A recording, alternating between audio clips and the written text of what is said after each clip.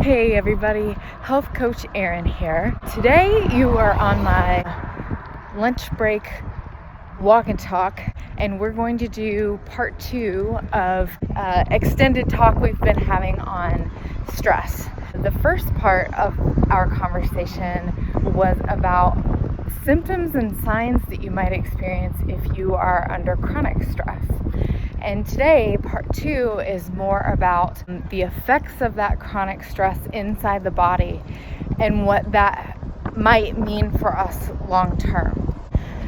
I have lots of sources to cite today. I did lots of reading, and you'll notice me flipping through lots of notes because I wanted to keep myself on track today because there's lots to cover. Those sources include mayoclinic.org, health.harvard.edu, healthline.com, Psychology Today, and the American Psychological Association.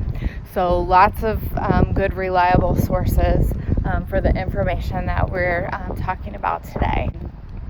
So I'll also include up front that this is not an all-inclusive list of things that can go wrong in the body, or an all-inclusive list of things that happen in the body, but I wanted to include some of the high points.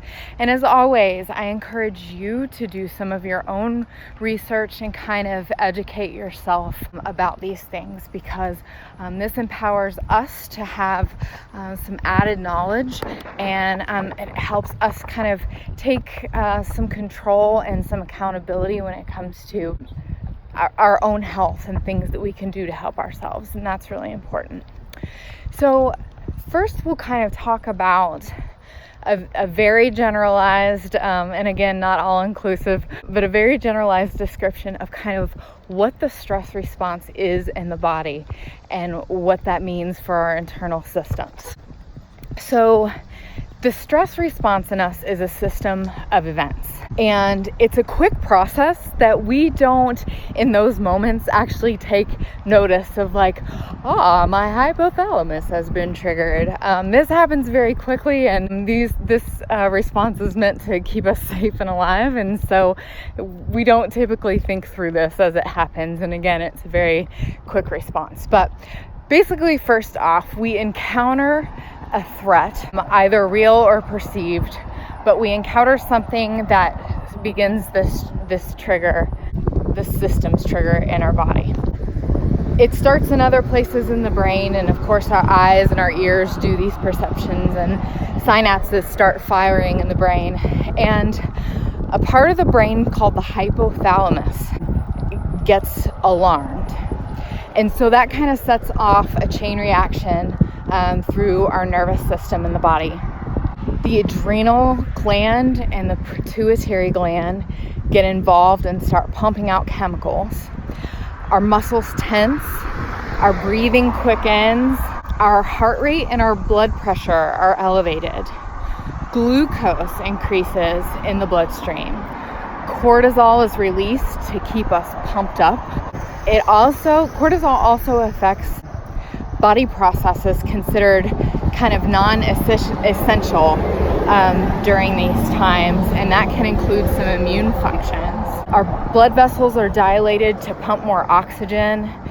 We are in what we call fight, flight, or flee during this time.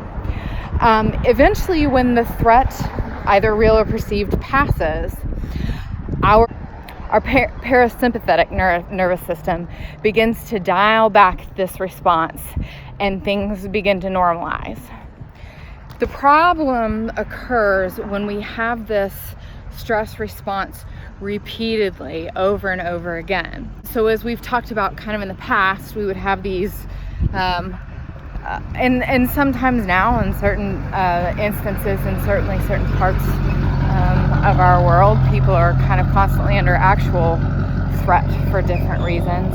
But more and more these days, and especially in my life, those threats aren't actually real physical threats to us, but more kind of stress about work or paying the bills or things like that, and we're kind of constantly exposed to them. So the problems occur when we have this reaction repeatedly, and we're kind of bombarded by it.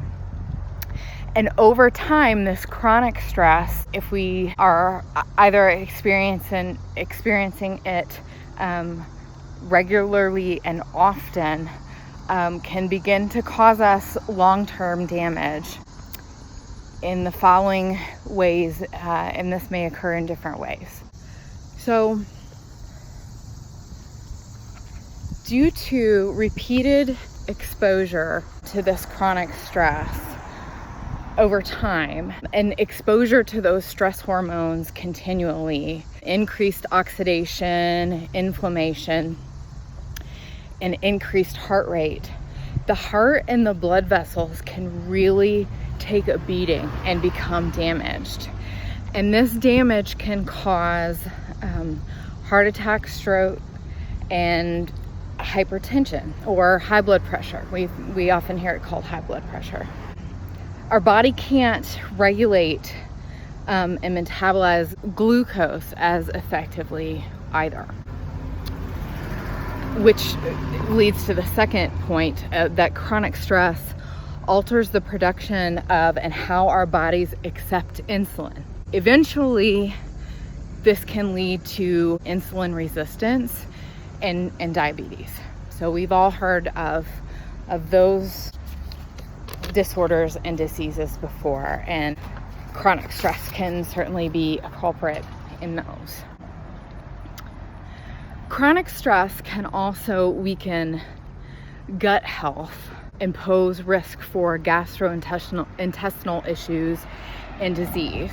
As gut health is important for overall health and immunity, upsetting that balance, stress changes gut bacteria, and we know how important gut bacteria is for all those immunities.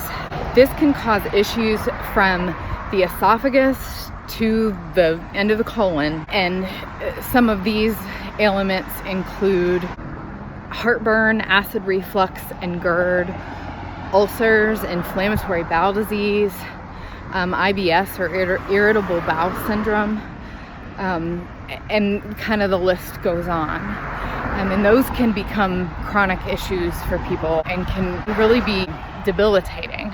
So chronic stress can affect our gut health. Additionally, repeated exposure to stress and chronic stress can cause folks to experience depression and anxiety and chronic pain. Some folks may already have kind of chronic issues that they deal with, and chronic stress can actually exacerbate those and even trigger them. Sometimes those of us with chronic issues may not experience those issues every single day, but certainly exposure to chronic stress unfortunately increases the risks of occurrence in those situations.